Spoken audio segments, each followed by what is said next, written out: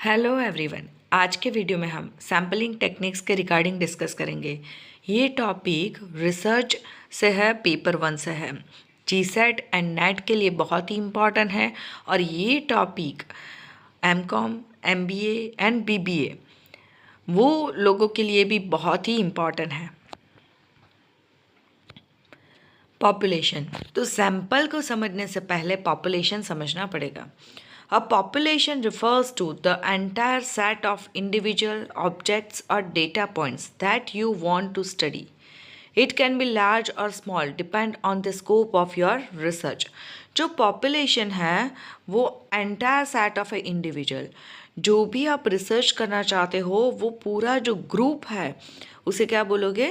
Populations.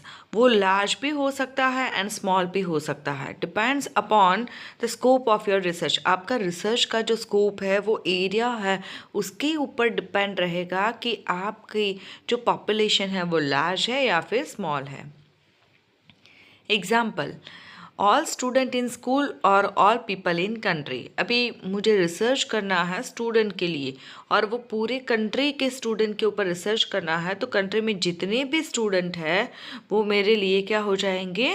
Populations. It provides a complete picture and usually denoted by N. और ये population है वो complete picture provide करता है। इट मीन्स जो स्टूडेंट की डिटेल है वो कंप्लीट प्रोवाइड करते हैं और उसे डिनोट करते हैं कैपिटल एन से।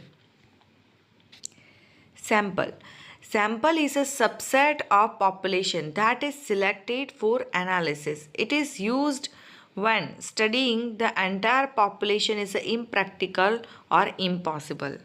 अभी सैंपल कब चूज़ किया जाता है? जब एंटायर पॉपुलेशन को स्टडी करना बहुत ही डिफ़िकल्ट है। इट मीन्स पॉपुलेशन बहुत ही लार्ज है, तो उस टाइम पे वो इंडिविजुअल सबका यूनिट, जो सारे यूनिट है उसको एनालाइज करना बहुत ही डिफ़िकल्ट है।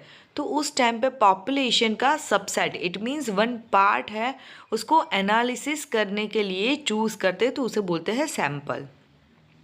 Example, if population is all student in school, a sample could be 50 student randomly chosen from different classes to participate in a survey. यहाँ पे वन स्कूल के जितने भी स्टूडेंट है वो हो गए पॉपुलेशंस, और उसमें से जो 50 स्टूडेंट रैंडमली चूज़ किए हैं सर्वे के लिए, तो वो हो जाएगा sample. It offers an estimate and denoted by N, और उसे स्मॉल एन से डिनोट किया जाता है। Sampling frame, the sampling frame is the actual list of individual that the sample will be drawn from. It means कि जो भी sample है उसमें से, सैम्पल के ग्रुप में से जो भी एक्चुअल में चूज़ किया जाता है तो उसे बोलेंगे sampling frame. Ideally it should include the entire target populations and nobody who is not part of population.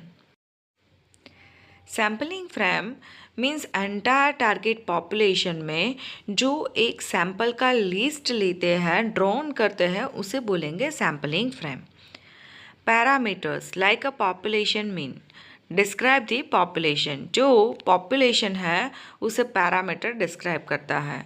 While statics like a sample mean describe the sample. तो जो स्टैटिक्स है वो सैम्पल को डिस्क्राइब करता है। There are two primary types of sampling methods that you can use in your research. Probability sampling.